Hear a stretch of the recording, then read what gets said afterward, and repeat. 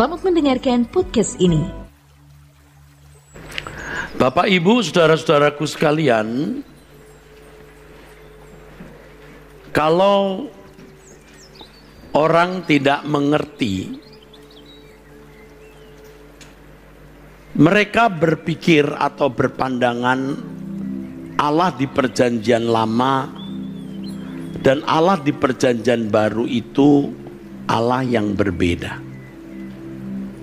Dan memang pada abad-abad mula-mula ada ajaran yang namanya ajaran Marcion atau Markion yang mengajarkan bahwa Allah Perjanjian Lama itu tidak sama dengan Allah Perjanjian Baru.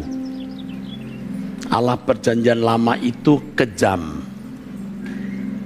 Allah Perjanjian Lama itu tidak berbelas kasihan seperti Allah Perjanjian Baru. Dan pandangan ini tentu salah, saudara. Ini sesat. Allah Perjanjian Lama sama dengan Allah Perjanjian Baru. Elohim Yahweh. Saudara, kalau membaca Alkitab bahasa Indonesia, kata Tuhan itu huruf besar semua, T-U-H-A-N, ya. Itu sebenarnya terjemahan aslinya Yahweh. Dan kita mestinya membiasakan nama itu Yahweh. Dan kalau ada kata Allah, terjemahan aslinya Elohim. Elohim itu generic name. Sedangkan Yahweh itu proper name. Taman itu generic name. Sunda Kelapa, Taman Sunda Kelapa, Taman Suropati, Taman Mini. Nah, Suropati, Sunda Kelapa itu proper name. Elohim itu Allah. Masalahnya kata Allah menjadi nama diri atau proper name dari agama samawi lain. Dan memang ini menjadi masalah, ya. Kalau kita menyebut Allah, maksudnya bukan nama Allah yang disembah oleh agama samawi lain itu, tapi generic name atau sebutan untuk Yahweh Allah. Kita percaya bahwa Elohim atau Allah Yahweh satu-satunya Allah yang esa, ya. Dia adalah Allah yang menciptakan langit dan bumi, Allah yang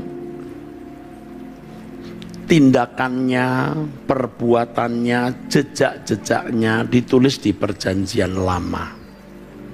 Allah inilah, Yahweh inilah yang mengutus putranya Yesus Kristus, anak, menjadi manusia atau memang dalam segala hal disamakan dengan kita, saudaraku.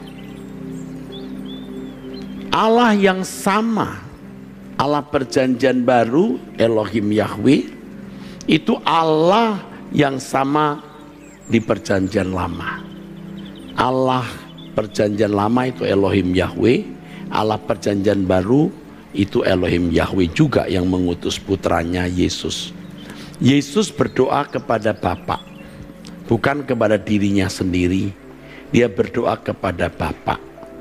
Dan di dalam Perjanjian Baru kita menemukan banyak sekali, sering sekali Tuhan Yesus memanggil Elohim Yahweh sebagai Bapa. Dan mengajari kita semua memanggil Elohim Yahweh juga Bapa. Dan ini sebenarnya luar biasa. Anugerah yang besar.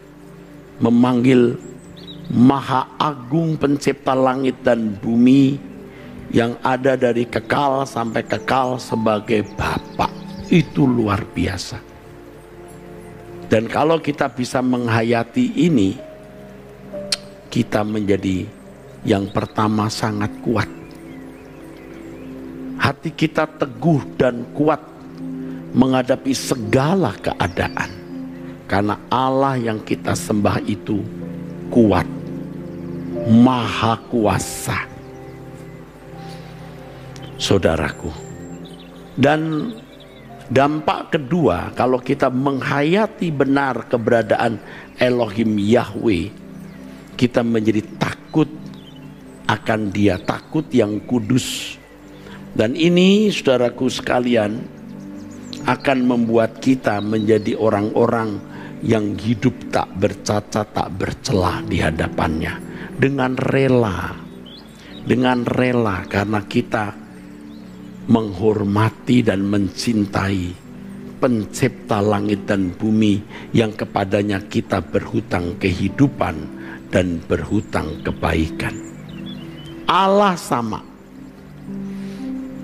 Tetapi mengapa di perjanjian lama Allah terkesan kejam? Ya, bagaimana Allah memperlakukan orang-orang berdosa di perjanjian lama? Nampak begitu tegas, menghukum begitu tegas. Salah dihukum dengan tegas. Hukumannya tentu hukuman secara fisik, ya saudaraku. Tetapi di perjanjian baru, sosok ini seperti menghilang, seperti tidak muncul, lalu membiarkan saudara orang-orang berdosa, membiarkan orang-orang berdosa tidak dihukum. Saudara harus mengerti, di perjanjian lama ketika Allah bertindak kepada orang-orang yang melakukan pelanggaran atau kesalahan dengan tegas, saudaraku, secara fisik, hukuman fisik. Tetapi di perjanjian baru kadang-kadang memang Allah juga bisa memberikan hukuman fisik, tetapi Allah menyimpan murkanya untuk hari Tuhan. Allah menyimpan murkanya. Ini mengerikan, saudaraku. Mestinya kita memahami bahwa Allah menyimpan murkanya untuk orang-orang berdosa yang akan ditentukan apakah masuk kemuliaan kekal atau kehinaan kekal. Mari kita membaca Alkitab dari 2 Petrus pasal 3. Saudara-saudara yang kekasih, ini sudah surat yang kedua yang kutuliskan kepadamu. Di dalam kedua surat itu aku berusaha menghidupkan pengertian yang murni oleh peringatan-peringatan. Hati-hati ya. Hati-hati, supaya kamu mengingat akan perkataan yang dahulu telah diucapkan oleh nabi-nabi kudus, dan mengingat akan perintah Tuhan dan Juru Selamat yang telah disampaikan oleh rasul-rasulmu kepadamu. Yang terutama kamu harus ketahui ialah bahwa pada hari-hari zaman akhir akan tampil pengejek-pengejek dengan ejekan-ejekannya, yaitu orang-orang yang hidup menuruti hawa nafsunya. Persis seperti orang Sodom dan Gomora. Bahkan manusia di akhir zaman ini lebih jahat. Ya, lebih jahat. Kejahatan manusia dimatangkan, disempurnakan. Hati-hati, mengerikan. Ada satu hal yang saya peroleh dari Tuhan, pelajaran rohani yang mahal dan berharga 2 tahun belakangan ini, saudara. Dan itu membuat goresan yang kuat di dalam hati saya. Allah seperti membiarkan kalau seseorang itu berlaku jahat terhadap orang lain. Orang-orang yang memiliki ketegaan, ya, kesewenang-wenangan terhadap sesamanya, dan Allah seperti membiarkan. Maksud saya, hal itu terjadi di lingkungan orang-orang Kristen. Ada ya orang sejahat ini, ada ya orang setega ini Demikian ya, saya renungkan. Tapi Tuhan seakan-akan membiarkan kejahatan itu terjadi atau berlangsung. Sempat saya pikir, apa Tuhan nggak mengingatkan dia? Tuhan apa tidak menegur? Menurut yang saya pahami, saudara, pasti Tuhan berbicara. Pasti Tuhan menegur. Tapi ketika berulang-ulang Tuhan menegur dan seseorang tidak mengindahkan teguran Tuhan, Tuhan membiarkan. Sampai kejahatan orang itu matang. Dan nanti Tuhan akan bertindak untuk orang-orang seperti itu. Kalau suatu hari Tuhan dihakimi, seandainya Tuhan tidak bisa didapati salah, mengapa Allah bertindak demikian terhadap orang-orang itu? Nanti ya, Tuhan pasti membiarkan ia menuai apa yang dia tabur. Orang-orang yang hidup menuruti hawa nafsu. Hawa nafsu ini bukan hanya bicara soal makan, minum, dan seks, tetapi segala keinginan yang bertentangan dengan kehendak Allah. Dan saya mengingatkan saudara yang sudah ditegur Tuhan sekali, dua kali, dan saudara tidak mau berubah. Saudara merasa masih aman, rezeki juga masih diperoleh, kehidupan bisa running well, tidak masalah. Hati-hati, jangan sampai Tuhan membiarkan saudara terus hidup di dalam kesalahan, dalam kejahatan, dalam dosa, dalam kemunafikan, sampai matang kejahatan itu. Sampai matang kejahatan itu. Saya percaya di antara saudara ada orang-orang seperti ini. Dan ini peringatan Tuhan untuk saudara, ya. Ini peringatan untuk saudara. Hawa nafsu bukan hanya makan, minum, dan seks ya. Anda yang hidup dalam kesenangan-kesenangan duniawi, saudara yang tidak maksimal bersekutu dengan Allah, saudara yang tidak atau belum mempersembahkan hidup secara proper bagi Tuhan, pasti Tuhan ingatkan, pasti Tuhan tegur. Tetapi kalau saudara menganggap sepi teguran dan peringatan Tuhan itu, Tuhan akan diam. Jadi ketika kita menghadapi masalah-masalah berat yang menyita pikiran, perasaan kita, dan mengancam hidup kita, hidup keluarga kita, pasti itu peringatan Tuhan. Tuhan pasti memberi peringatan-peringatan. Bisa berbicara langsung, bisa lewat mimpi, bisa lewat persoalan-persoalan berat. Nah, saudara ditegur, lalu ini luar biasa Tuhan ya dalam keadilannya. Persoalan itu tidak terus-menerus menekan saudara. Saudara tidak berubah, persoalan itu seperti selesai. Lalu orang-orang bodoh berkata aman-aman saja. Dia tidak berubah. Tuhan bisa memberi teguran berikut. Atau tidak lagi. Teguran sekeras ini mesti membuat kamu berubah. Tapi kamu tidak berubah, ya sudah. Pada hari-hari zaman akhir akan tampil pengejek-pengejek dengan ejekan-ejekannya, yaitu orang-orang yang hidup menuruti hawa nafsunya. Kan sudah tahu kalau ada orang ngejek ya, hei dasar lu begini begitu. Tapi ada yang ledeknya pakai lempar batu. Ini orang-orang lempar batu ke Tuhan lewat tindakan. Kata mereka, di manakah janji tentang kedatangannya itu? Sebab sejak bapak-bapak leluhur kita meninggal, segala sesuatu tetap seperti semula pada waktu dunia diciptakan. Orang-orang yang tidak mempercayai bahwa Tuhan akan datang kembali atau dunia akan berakhir, orang yang tidak mempercayai bahwa ada kekekalan, sama, dunia ini akan berakhir, saudaraku. Saya khawatir banyak di antara saudara masih terjebak oleh pemikiran orang-orang yang tidak mengenal Allah. Firman Tuhan mengatakan, carilah dahulu kerajaan Allah dan kebenarannya, maka semua akan ditambahkan kepadamu.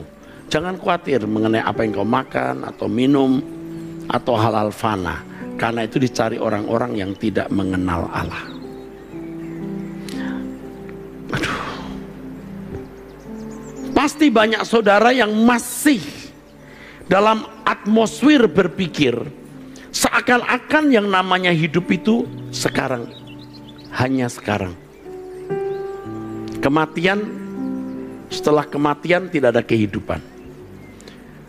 Mestinya justru kita berpikir kehidupan yang sesungguhnya, yang Allah rancang untuk kita umat pilihan adalah nanti setelah kematian. Tapi atmosfer berpikir saudara itu sudah merupakan jebakannya, penyesatan. Anda pasti berpikir, sebagian besar saudara, bahwa hidup ini ya sekarang, nanti tidak ada hidup lagi. Tapi justru mestinya saudara harus berpikir bahwa hidup yang sesungguhnya itu nanti. Mengapa saudara masih berpikir demikian? Ya karena pengaruh lingkungan, filosofi, cara berpikir dunia ini kita warisi dari orang tua, kita serap dari lingkungan pendidikan, lingkungan pergaulan, dan dunia kita yang makin fasik dan ateis ini terus menyesatkan pikiran, dan banyak orang yang pikirannya sudah disesatkan. Dan jangan berpikir dengan mendengar pernyataan saya, nasihat yang saya sampaikan ini maksud saya, lalu saudara berubah. Tidak bisa. Itu mencengkeram pikiranmu. Saudara bisa nyanyi tentang surga, kedatangan Tuhan, tapi hati saudara tidak mampu mempercayainya. Karena atmosfer dunia itu, pikiranmu sudah disesatkan. Saudara bisa nyanyi, jauh, jauh di sana rumah Bapakku. Tapi Anda nggak merasa punya rumah. Itu rumah Bapak bukan rumahmu. Bapak nggak butuh rumah. Bapak menyediakan rumah itu untuk kita. Tiada yang ku nanti lagi, apapun di bumi ini, rindu hatiku pulang ke sana. Di sisa hari-hariku berbuah-buah bagimu, tanda cinta dan kerinduan. Mana kedatangan Tuhan? Mana ada kehidupan lain setelah bumi ini? Tidak yakin. Makanya orang-orang seperti ini ngecek Tuhan dengan perbuatan. Tidak sadarkah saudara? Saudara sedang mengecek Tuhan dengan tindakan hidupmu. Karena prinsip filosofi yang mencengkeram jiwamu, bahwa seakan-akan kehidupan itu yang hanya ini sekarang.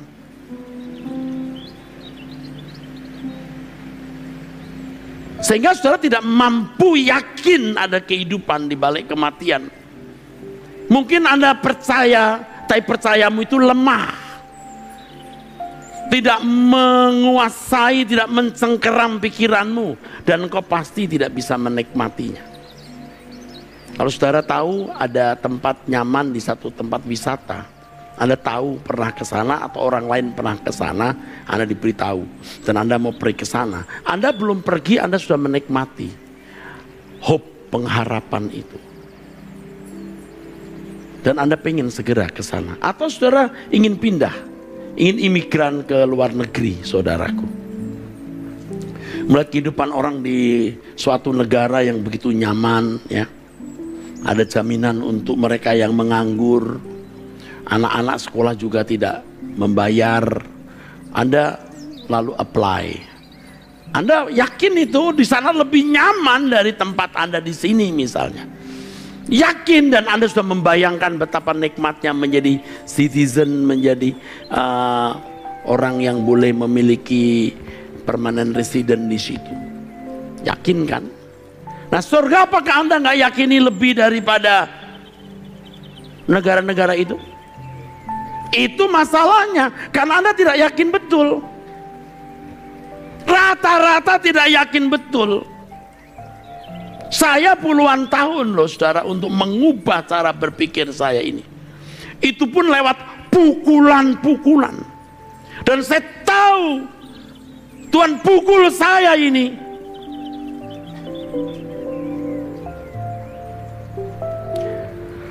Saya tidak cerita kepada istri saya dan sahabat-sahabat saya yang dekat yang bersama saya.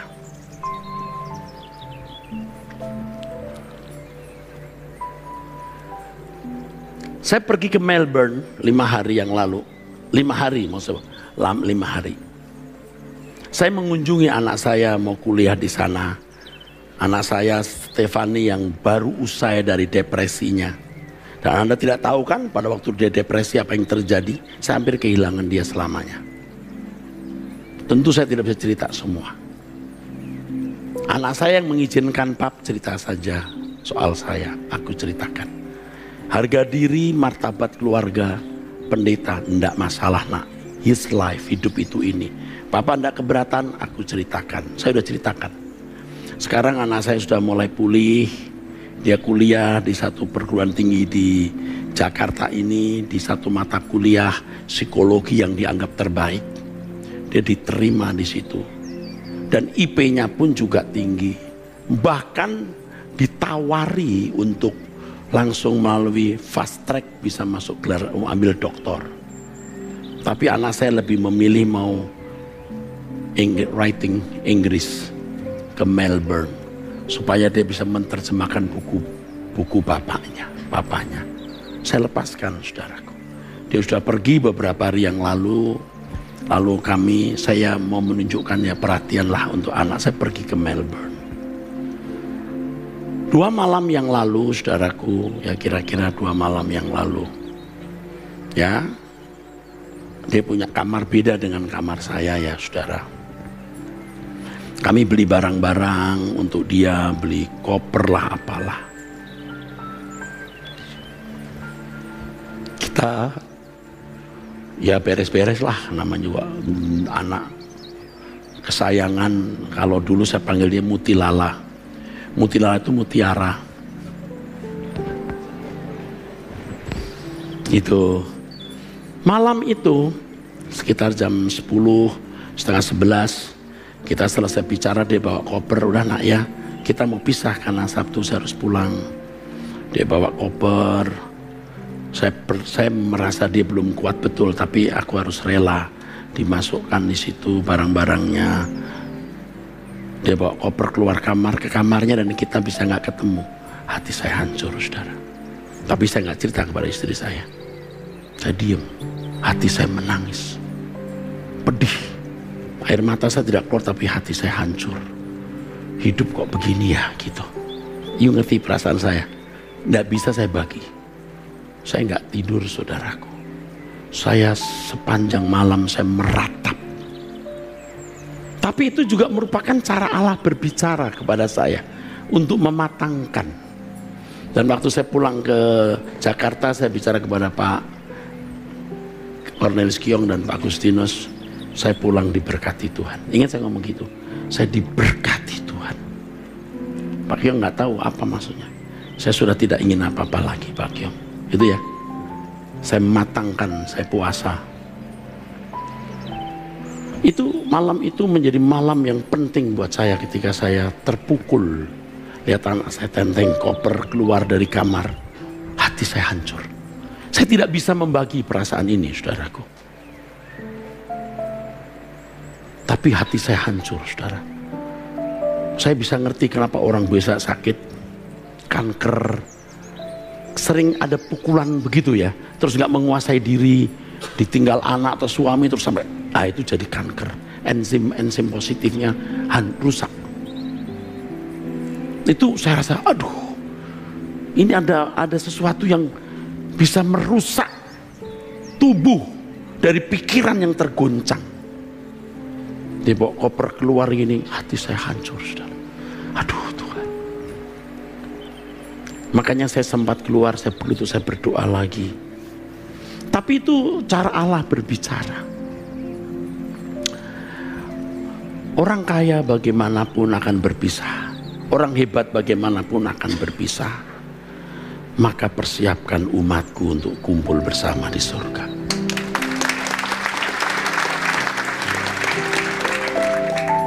Saudara bisa mengerti? Apa sih yang kita bisa capai dan miliki? Toh akhirnya kita akan berpisah satu dengan yang lain.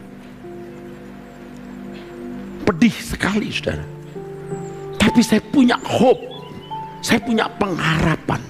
Langit baru, bumi baru. Dan saya sudah dilatih Tuhan sejak beberapa tahun ini, 2 tahun ini, saya terus diangkat Tuhan untuk memikirkan kekekalan dengan serius. Kalau tidak serius, tidak ada orang bisa doa pagi 2 tahun lebih, tidak pernah absen kecuali sakit. 4:30 pagi loh. Kalau saya di luar negeri pun jam berapa saya bangun loh. Saking seriusnya, walaupun ya saya tidak sempurna.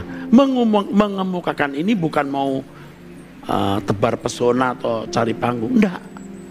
Supaya mataku dibuka terhadap realitas. Amin, saudara. Kita bisa puasa 40 hari, lalu 30 hari, 5 hari, dan hari ini kita puasa lagi. Maksud Senin sampai Jumat kita puasa lagi.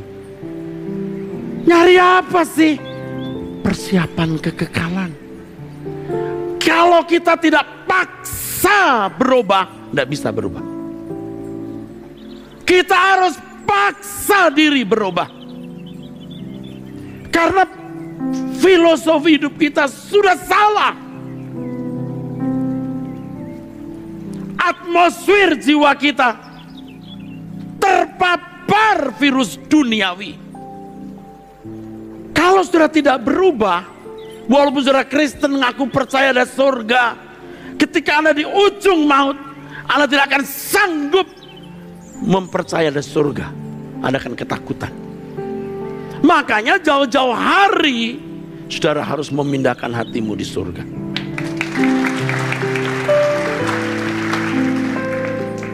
Saudara sadar nggak sih dari perilaku saudara tiap hari itu?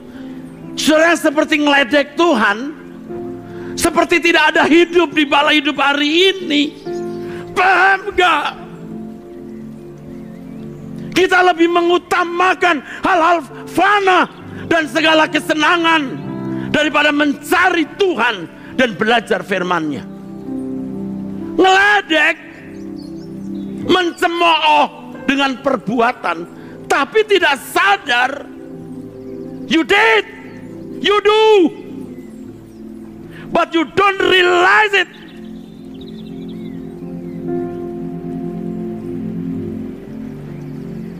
Waktu yang kita pakai untuk hal yang sia-sia, in vain, sia-sia. Berapa lama kita nonton film berjam-jam, doa 15 menit kita ngantuk, bosan, kita amin. Malaikat baru datang dari surga mau menjumpai Anda, karena berkata, ya Tuhan, langsung amin. Kecewalah malaikat.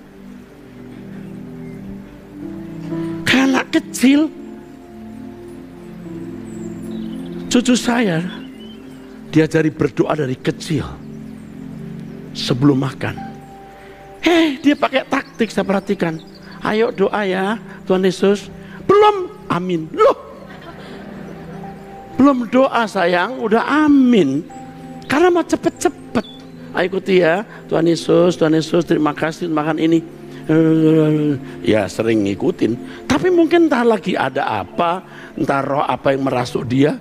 Ini si cucu, ayo ke Tuhan Yesus ya, amin. Loh, baru Tuhan Yesus, amin.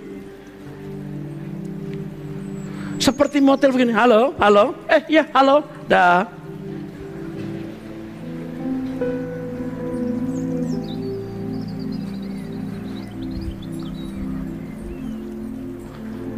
Saudara ngeledek. Makanya kalau saya minta ampun kepada Tuhan sampai kalimat saya begini, Tuhan, bertahun-tahun aku berkhianat kepadamu. Padahal tidak ada perbuatan yang membuat saya dinilai berkhianat kepada Tuhan, saudara. Aku berkhianat dan memberontak. Ampuni aku. Karena perilaku kita itu tidak menunjukkan bahwa ada kerajaan surga, ada kekekalan, ada Allah yang hidup yang kepadanya kita harus menyerahkan segenap diri. Saya tidak paksa saudara, tidak paksa. Nggak enak ke Rehoboth, orang-orang tua di situ. Nggak untuk anak muda kayaknya nggak cun gitu. Oh silahkan. Silahkan nak, silahkan kamu kemana. Emang urusan apa gua? Tugas aku hanya menyampaikan kebenaran. Engkau terima, enggak terima silahkan. Juga bapak-bapak, itu di gerejamu itu loh, pendetamu itu ngamuk terus kalau khotbah loh. Ya kan aku ada ngamuknya, ada lusuknya. Yuk jangan lihat ngamuknya doang dong. Pas lu makan gado-gado bilang, ini gila gado-gado. Tahu. Ya ada togenya tahu. Yuk memang ada tahunya banyak, tapi togenya juga ada. Ada bihunnya, ada sambelnya. Jangan lihat, aduh. Pendetamu itu ngamu antok loh, khotbah ngamu antok. Yuk nggak suka dengar orang khotbah yang bener. Ngamuan. Saya tuh dikatai orang pendeta malah-malah. ML. Malah.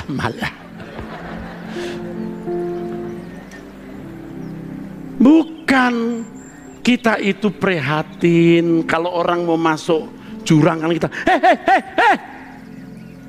Bukan hehehe gitu. Loh kalau orang mau minum racun kan hei racun. Nah gini, racun.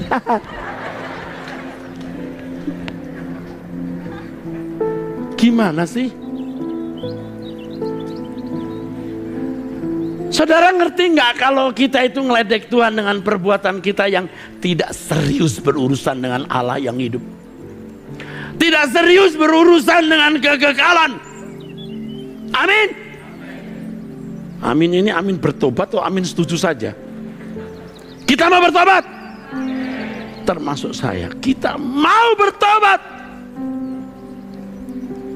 Bu, ibu kan ingin suatu hari sama bapak dan anak. Gak kebayang kalau salah satu gak ketemu. Gak kebayang kan? Makanya kita sungguh-sungguh. Bu, terima kasih di sini. Membuat saya kuat juga. Kalau you tiap kali datang ke sini kan, waduh, aku ditunggu. Aku harus khotbah yang baik. Amin. Gak kepikirkan kehilangan anak, gak ketemu lagi? Enggak. Mungkin kita berpisah sementara, kita akan bertemu di kekekalan. Amin.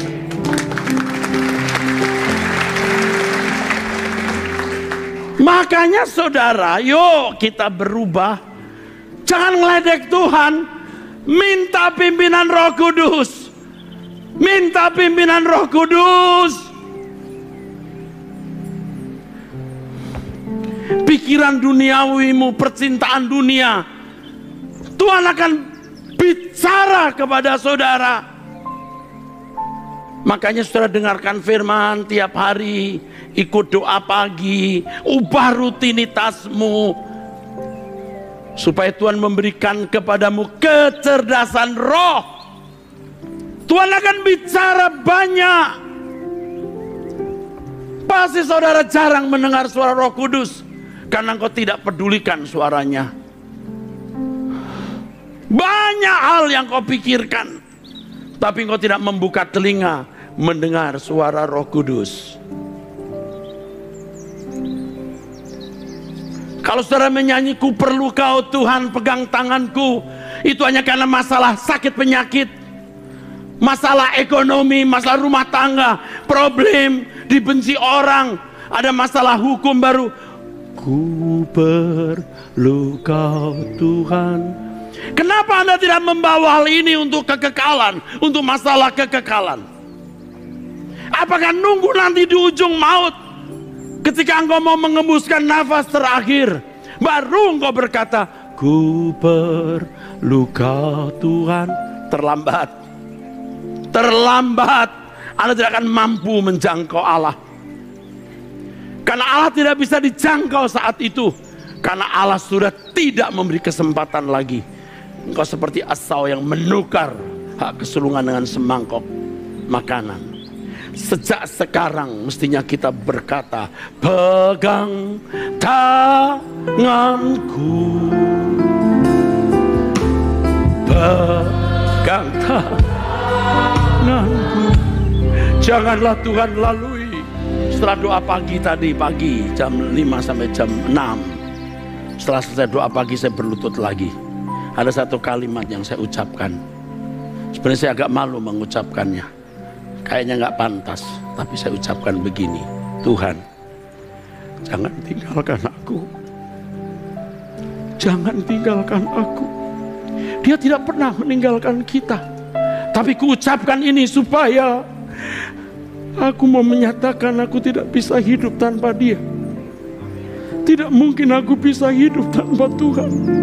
Tidak mungkin aku bisa suci tanpa Tuhan. Tidak mungkin aku bisa melewati semua pencobaan ini tanpa Tuhan. Maka saya berlutut, saya berkata, Tuhan, jangan tinggalkan aku. Aku memerlukan Engkau, Tuhan. Karena kesucian bukan hal yang mudah. Kita menghadapi kuasa gelap yang jauh lebih kuat dari kita. Kita memerlukan Tuhan. Tuhan tidak lalai menepati janjinya. Sekalipun ada orang yang menganggapnya sebagai kelalaian, tetapi Tuhan sabar terhadap kamu. Karena Tuhan mengendaki supaya jangan ada yang binasa, melainkan supaya semua orang berbalik dan bertobat.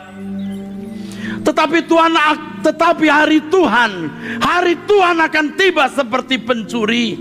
Pada hari itu langit akan lenyap dengan gemuruh yang dahsyat, dan unsur-unsur dunia akan hangus dalam nyala api, dan bumi dan segala yang ada di atasnya akan hilang lenyap. Jadi, jika segala sesuatu ini akan hancur secara demikian, Tuhan akan tegas pada waktunya, seperti kejam pada waktunya. Jika segala sesuatu akan hancur secara demikian, betapa suci dan salehnya kamu harus hidup. Kamu yang menantikan dan mempercepat kedatangan hari Allah. Pada hari itu langit akan binasa dalam api, dan unsur-unsur dunia akan hancur karena nyalanya. Tetapi sesuai dengan janji Tuhan, kita menantikan langit yang baru dan bumi yang baru, di mana terdapat kebenaran. Sebab itu saudara-saudaraku yang kekasih, sambil menantikan semuanya ini, kamu harus berusaha supaya kamu didapati tak bercacat dan tak bernoda di hadapannya dalam perdamaian dengan Dia. Anggaplah kesabaran Tuhan kita sebagai kesempatan bagimu untuk beroleh selamat, seperti juga saudara kita Paulus telah menulis kepadamu. Tuhan bukan lalai, tapi karena Tuhan tidak ingin seorang pun binasa. Saudaraku sekalian, Allah tidak berubah. Allah perjanjian lama sama dengan Allah perjanjian baru. Allah adalah Allah yang tegas, Allah yang tidak bisa kompromi dengan apa yang bertentangan dengan kesuciannya. Kalau Allah sekarang seakan-akan diam, tidak tegas, karena Allah mengumpulkan murkanya, dan itu mengerikan sekali. Kiranya Allah menjauhkan kita dari keadaan dimurkai. Karenanya selagi ada kesempatan seperti saat ini, kita berubah.